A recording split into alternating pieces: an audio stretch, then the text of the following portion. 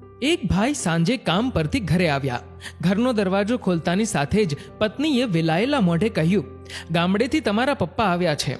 વાત સાંભળતાની સાથે જ પતિના હોશકોશ ઉડી ગયા.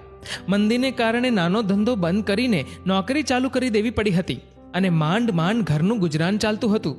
એમાં ગામડેથી પિતાજી આવ્યા છે તો કોઈ ચોક્કસ મદદ માંગવા માટે જ આવ્યા હશે. આ વિચાર માત્રથી એ ભાઈ ધ્રુજી ગયા. ઘરમાં પ્રવેશીને મુરઝાયેલા ચહેરે પિતાને પ્રણામ કર્યા.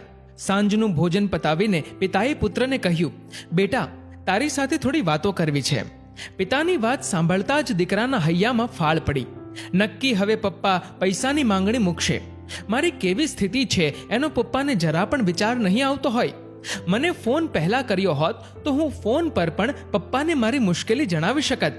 વિચારોના વાવાઝોડામાં સપડાયેલા દીકરાના ખભા પર પિતાનો હાથ મુકાયો ત્યારે દીકરાને ખબર પડી કે પિતાજી એમની બાજુમાં આવીને બેસી ગયા છે. પિતાએ દીકરાને કહ્યું, બેટા, તું મહિને એકાદ વખત ગામડે અમને ફોન કરીને વાત કરી લેતો, પણ છેલ્લા 4 મહિનાથી તારો કોઈ જ ફોન નથી આવ્યો. એટલે તને કંઈક તકલીફ હશે એવું મને અને તારી મમ્મીને લાગ્યું. હું તને બીજી તો શું મદદ કરી શકું, પણ મારી પાસે થોડા ઘરેણાં પડેલા હતા. એ વેચીને આ 50,000 રૂપિયા ભેગા થયા છે. એ તારા માટે લાવ્યો છું. હું તો કાલે સવારે ઉઠીને ગામડે જતો રહીશ, પણ બસ ફોન કરતો રહેજે. તારી મમ્મી ખૂબ જ ચિંતા કરતી હોય છે અને કંઈક મુશ્કેલી હોય તો 2 ધડક કહેજે. તારા માટે જમીન વેચવી પડે તો વેચી નાખશું. આટલી વાત કરીને પિતાએ દીકરાના હાથમાં નોટોનું બંડલ મૂકી દીધું. દીકરો કંઈ જ બોલી ના શક્યો. માત્ર ભીની આંખોએ બાપના ચહેરાને જોઈ રહ્યો. જે બાપની ભિખારી તરીકે કલ્પના કરી હતી એ તો ભગવાન બનીને આવ્યા હતા.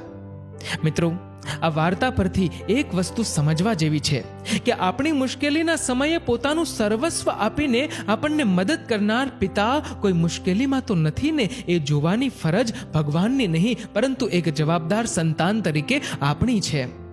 પાપા એટલે માતાનો પા ભાગ.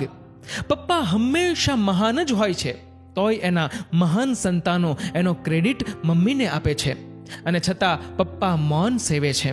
બસ એટલે જ પપ્પા મહાન છે. પપ્પાની મહાનતા કોઈ કવિઓ, લેખકો કે વિવેચકોની મોહતાજ નથી. બસ એટલે જ પપ્પા મહાન છે. મિત્રો, એવા મહાન પપ્પા વિશે તમારું શું કહેવું છે નીચે કમેન્ટમાં જરૂરથી લખીને જણાવજો.